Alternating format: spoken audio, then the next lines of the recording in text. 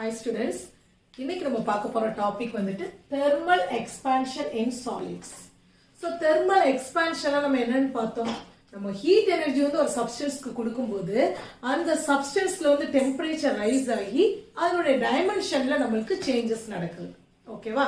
So இதுதான் நம்ம என்னன்னு பார்த்தோம் thermal expansion. ஓகேவா? So while we are giving some heat energy to the substance, there is some raise in temperature so that there is some changes in the dimension. Whether it may be in length or breadth or shape, என்னனாலும் சரி. Okay? So, the dimension changes நடக்குது அப்படின்னா that we can call as a thermal expansion. Okay, அது எங்கெல்லாம் நடக்குது அப்படின்னு பார்த்தீங்கன்னா in all states. Okay? It may be in solid and it also takes place in liquid and also in gas. சரியா? So, இன்னைக்கு கிளாஸ்ல வந்து solid எப்படி expansion நடக்குது அதுதான் பார்க்க போறோம். Okay? Solidல நமக்கு different types of expansion இருக்கு. So, என்னன்னு பார்த்தீங்கன்னா linear expansion, superficial expansion and cubical expansion. Okay, so இதுல நமக்கு different types இருக்கு. Linear, superficial and cubical. Okay. So இன்னைக்கு கிளாஸ்ல வந்து நம்ம பார்க்க போறது வந்துட்டு என்ன அப்படின்னா linear expansion. Okay. So it is also known as a longitudinal expansion. Okay. So linear expansion நம்ம என்னன்னு சொல்லலாம்? Longitudinal expansion னு சொல்லலாம். Okay. So first linear expansion னா என்னன்னு பார்க்கலாம். ஓகேவா? So linear expansion. ஓகேவா? So நம்ம thermal expansionக்கு காமனா என்ன சொல்லிட்டோம்? So heat energy கொடுக்கும்போது அந்த சப்ஸ்டன்ஸ்ல டைமென்ஷன் சேஞ்ச் ஆகிறது சொல்லிட்டோம். பட் இது பர்టిక్యులரா என்ன சொல்ல போறோம்னா நம்ம ஹீட் எனர்ஜி கொடுக்கும்போது அந்த சப்ஸ்டன்ஸ்ல லென்த் இன்க்ரீஸ் ஆச்சுன்னா அதை நம்ம என்னன்னு சொல்றோம் அப்படின்னா லீனியர் எக்ஸ்பான்ஷன். ஓகேவா? சோ பர்టిక్యులர் ஒரு டைமென்ஷன் நம்ம இந்த இடத்துல சொல்றோம். ஓகேவா? சோ லென்த் இன்க்ரீஸ் ஆகும்போது லென்த் எக்ஸ்பாண்ட் ஆகும்போது அதை நம்ம என்னன்னு சொல்றோம் லீனியர் எக்ஸ்பான்ஷன். ஓகே, இதான் ஃபர்ஸ்ட் பாயிண்ட். சரியா?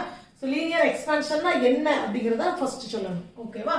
சோ இதுக்கு எக்ஸாம்பிள் பாத்தீங்கன்னா நம்ம வந்து இப்போ ஒரு மெட்டல் ராட் எடுக்கிறோம். ஓகே, சோ இதுக்கு வந்துட்டு இப்போ இந்த ராடுடைய ஒரிஜினல் லென்த் இப்போ நம்ம எடுத்துக்கிற இந்த லென்த் ராடுடைய லென்த் வந்து என்ன அப்படின்னா L0 அப்படின்னு எடுத்துக்கிறோம். ஓகே, இதான் பிரசன்ட்டா அதனுடைய லென்த்.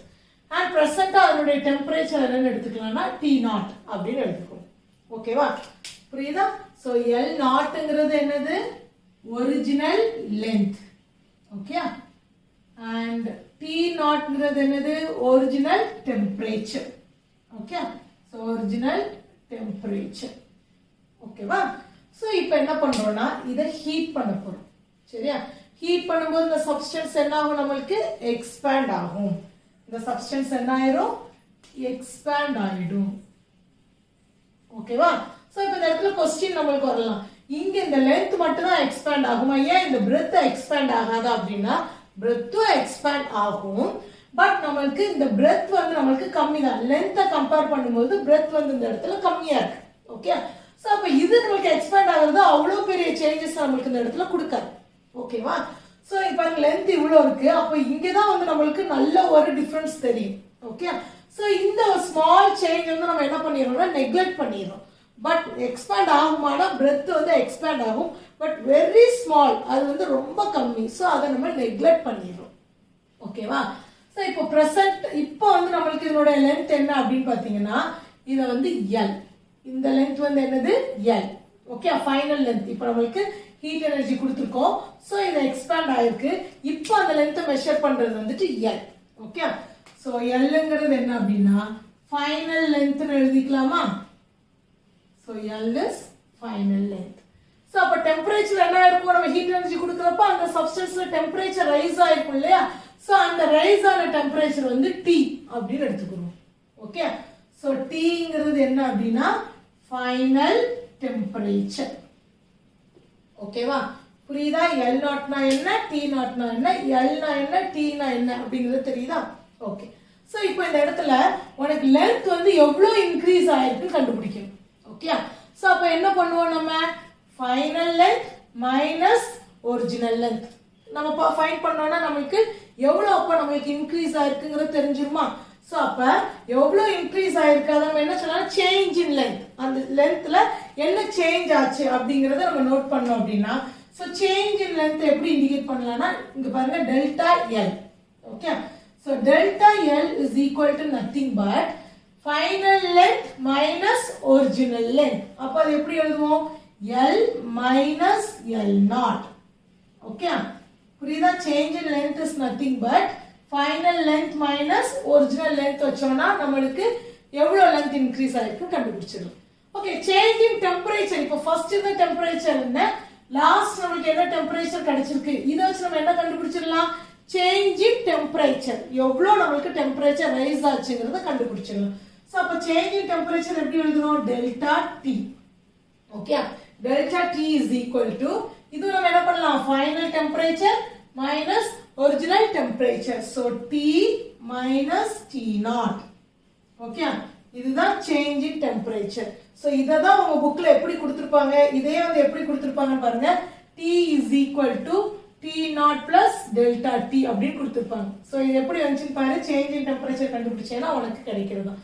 இதை டைரக்டா இப்படி கொடுத்துருக்காங்க. ஓகேவா? ஃபர்ஸ்ட் லீனியர் எக்ஸ்பான்ஷன்னா என்னன்னு சொல்லிட்டோம். ஓகே, நெக்ஸ்ட் அதுக்கு எக்ஸாம்பிள் கொடுத்துட்டோம். ஆனா இந்த எக்ஸாம்பிள் பத்தின எக்ஸ்பிளனேஷன் இந்த இடத்துல கொடுத்தாச்சு. ஓகே, இப்போ எதனால இது வந்து இன்க்ரீஸ் ஆச்சு அப்படிங்கறத நம்ம சொல்ல போறோம். ஓகே, சோ இந்த சேஞ்ச் இன் லென்த், ஓகே, லென்த்ல ஏன் சேஞ்ச் நடந்துச்சு அப்படின்னா ஃபர்ஸ்ட் ரீசன் என்ன, நம்ம ஹீட் எனர்ஜி கொடுத்தனால. ஓகே, சோ ஹீட் எனர்ஜி கொடுத்தனால என்ன ஆயிடுச்சாங்க, டெம்பரேச்சர் ரைஸ் ஆச்சு. அதனாலதான் உனக்கு ஃபர்ஸ்ட் லென்த் இங்க வந்து இன்க்ரீஸ் ஆச்சு. Okay, so delta L, that means change in length is directly proportional to delta T. Directly proportional to na என்ன அர்த்தம், உனக்கு டெம்பரேச்சர் அதிகமா இன்க்ரீஸ் ஆச்சுன்னா இந்த லென்த், இந்த சேஞ்ச் இன் லென்த் உனக்கு அதிகமா இருந்திருக்கும். டெம்பரேச்சர் கம்மியா உனக்கு இருந்துச்சு, அப்படி கம்மியா தான் இன்க்ரீஸ் ஆயிடுச்சுன்னா இந்த லென்த் இன்க்ரீஸ் ஆனது உனக்கு கம்மியா தான் இருந்திருக்கும். அதை மீன் பண்றதா இந்த சிம்பிள் டைரக்ட்லி ப்ரொபோர்ஷனல். ஓகேவா? So first factor என்ன, change in length is directly proportional to the change in temperature. Okay, and second factor என்னன்னு பாத்தீங்கன்னா இந்த change in length is directly proportional to இன்னொரு ரீசன் என்ன, L naught. L naught னா என்னன்னு பார்த்தோம் நம்ம, original length. அப்போ நீ ஃபர்ஸ்ட் எடுத்த லென்த் வந்து நீ என்ன எடுத்திருக்கியோ அதை பொறுத்து உனக்கு எக்ஸ்பேண்ட் ஆகும். இப்போ எக்ஸாம்பிளுக்கு நான் இவ்வளவு பெருசு எடுக்கல. ஓகே, ஒரு சின்ன மெட்டல் ராட் எடுத்திருக்கேன்னு வச்சுக்கோங்க. ஓகே, இது எனக்கு இவ்வளவு தூரம் எக்ஸ்பேண்ட் ஆயிருக்காது. இதை கம்பேர் பண்ணும்போது எனக்கு எக்ஸ்பான்ஷன் வந்து கம்மியா தான் இருந்திருக்கும். ஏன் அப்படின்னா நம்ம எடுத்தது ஒரு, இதை கம்பேர் பண்ணும்போது ஒரு ஸ்மால் மெட்டல் ராட். ஸோ அதுல இருக்கிற மாலிகுல்ஸ் வந்து நம்மளுக்கு கம்மி, மாலிகுல்ஸ் கண்டென்ட் வந்து அந்த இடத்துல நம்மளுக்கு கம்மியா தான் இருக்கு. ஓகே, ஸோ இவங்க மூவ் பண்ணி நம்மளுக்கு இடத்த எக்ஸ்ட்ராவா எக்ஸ்பேண்ட் ஆகுறது வந்து கம்மியா இருக்கு. ஓகேவா? பட் அதே சமயத்துல இந்த மெட்டல் ராட் பாத்தீங்கன்னா இவங்களோட அதிகமான மாலிகுல்ஸ் இருக்காங்க. ஸோ நம்பர் ஆஃப் மாலிகுல்ஸ் அதிகமாகும் போது அவங்க வைப்ரேட் ஆகி எக்ஸ்பேண்ட் ஆகுறது நம்மளுக்கு அதிகமா இருக்கு. புரியுதா? அப்ப நான் என்ன சப்ஸ்டன்ஸ் என்ன லென்த்ல எடுக்கிறேங்கிறது ஒரு முக்கியமான ஃபேக்டர். ஓகே, அப்ப நான் ஒரிஜினல் லென்த் இப்ப டைரக்ட்லி ப்ரொபோர்ஷனல் போட்டோம்னா என்ன அர்த்தம், ஒரிஜினல் லென்த் வந்து எனக்கு கம்மியா இருந்துச்சு அப்படின்னா அந்த சேஞ்ச் இன் லென்த் எனக்கு எப்படி இருக்கும், கம்மியா தான் இருக்கும். அந்த லென்த் சேஞ்ச் ஆகுறது கம்மியா தான் சேஞ்ச் ஆயிருக்கும். ஓகேவா? இதே வந்து எனக்கு ஒரிஜினல் லென்த் நீளமா அதிகமா இருந்துச்சு அப்படின்னா அந்த லென்த் எக்ஸ்பேண்ட் ஆகுறதும் நம்மளுக்கு அதிகமா இருக்கும்னு அர்த்தம். ஓகேவா? அப்ப இந்த ரெண்டு ஃபேக்டர் தான் இங்க நம்ம கன்க்ளூட் பண்ணது. ஓகேவா? சோ இது ரெண்டையும் நம்ம கம்பைன் பண்ணி எழுதிடலாமா, ஏன்னா இந்த சைடு ரைட் ஹேண்ட் சைடு சேமா தான் இருக்கு. சோ நான் இதை கம்பைன் பண்ணி எழுதிடலாம். சோ எப்படி எழுதுறோம், delta L is directly proportional to delta T L naught. ஓகேவா? சோ இதே ஈக்குவேஷன் எப்படி எழுதிடலாம், அந்த லென்த் எல்லாம் ஒரு பக்கம் கொண்டு வந்துருவோம். delta L by L naught is directly proportional to delta T. Okay, so இது என்ன ஈக்குவேஷன் அப்படின்னா, சோ சேஞ்ச் இன் லென்த்தையும் சேஞ்ச் இன் டெம்பரேச்சரையும் ரிலேட் பண்ற ஈக்குவேஷன். ஓகே, சோ இதை எப்படி ரிலேட் பண்ணலாம்னு பாரு, delta L by L naught இப்படி டைரக்ட்லி ப்ரொபோர்ஷனல் இருந்துச்சுன்னா இதை நம்ம என்னதான் மாத்தணும் அப்படின்னா ஈக்குவலா மாத்தணும். ஓகே, சோ அப்ப ஈக்குவலா நம்ம ஜஸ்ட் லைக் தட் இதை ஓகே டைரக்டா ஈக்குவலா மாத்திரலாம், அப்படி மாத்திர முடியாது. அதுல நான் வந்து ஒரு கான்ஸ்டன்ட் இன்ட்ரோடியூஸ் பண்ணணும். ஓகே, சோ என்ன கான்ஸ்டன்ட் இங்க போடுறோம் அப்படின்னா it is alpha okay so இங்க வந்து டைரக்ட்லி ப்ரொபோர்ஷனல் இதே மாதிரி தான் இந்த ஆல்பா சைனும் ஓகே ஆல்பா நம்ம லீனியர் எக்ஸ்பான்ஷன் பத்தி பேசுறதுனால இங்க வந்து L ஓகேவா புரியுதா சோ L இது வந்து அப்படியே எழுதிக்கிறோம் okay so delta L by L naught is equal to alpha L delta T சரியா ஓகே சோ இப்போ இங்க பாருங்க இந்த ஆல்பா L அப்படிங்கிறது என்ன அப்படின்னா நம்ம புதுசா இப்ப இன்ட்ரோடியூஸ் பண்ணிருக்கோம் அந்த இடத்துல ஒரு கான்ஸ்டன்ட் அது ஓகே சோ அது என்ன அப்படின்னா coefficient of linear expansion okay so அது என்னன்னு சொல்றோம் நம்ம coefficient of linear expansion so coefficient of linear எக்ஸ்பான்ஷன்னா என்ன அப்படின்னா ஃபர்ஸ்ட் அதை கண்டுபிடிப்போம் சரி அதை எக்ஸ்பிளைன் பண்றதுக்கு முன்னாடி அதை ஃபர்ஸ்ட் கண்டுபிடிப்போம்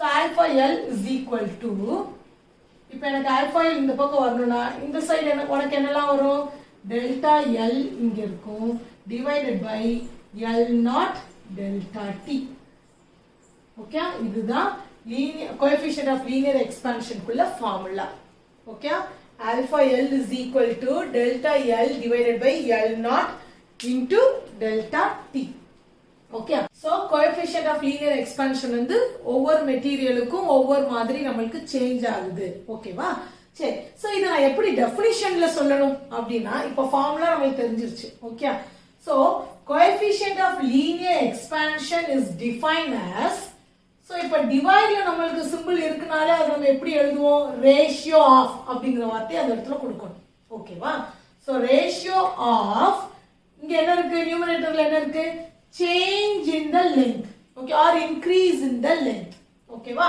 so ratio of increase in length of the body okay per degree rise in temperature okay to its unit length இந்த மீனிங் புரியுதுலையா இத வச்சே நீங்க எழுதிடலாம் okay coefficient of linear expansion is defined as the ratio of increase in length of a body per degree rise in temperature to its unit length அதான் என்னன்னா definition ஓகேவா right so இப்போ இதோட யூனிட் நம்ம எழுதணும் இல்லையா so coefficient of linear expansion குள்ள unit என்ன அப்படினு பாத்தீங்கன்னா பாருங்க சோ ஆல்பா L இதோட யூனிட் என்னன்னா இப்போ நம்ம இது length இல்லையா சோ இதோட இப்போ மீட்டர்ல இருக்குன்னு வெச்சுக்கிறோம் okay so meter divided by இதுவும் லெந்த் தான் ஓகே சோ அப்ப இங்கேயும் மீட்டர் டெம்பரேச்சர் உடைய யூனிட் என்ன கெல்வின் ஓகே சோ இது ரெண்டும் நமக்கு